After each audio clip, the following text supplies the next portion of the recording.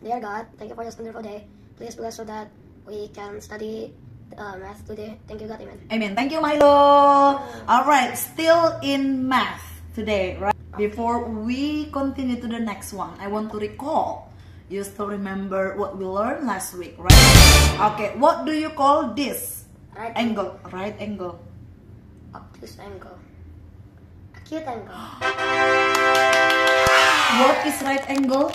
How big it is? 90 degrees. Very good. How obtuse angle? More than 90 degrees. Nice. What is acute? Less than 90 degrees. Smart. Alright, now we want to start doing your, what is that? Work page.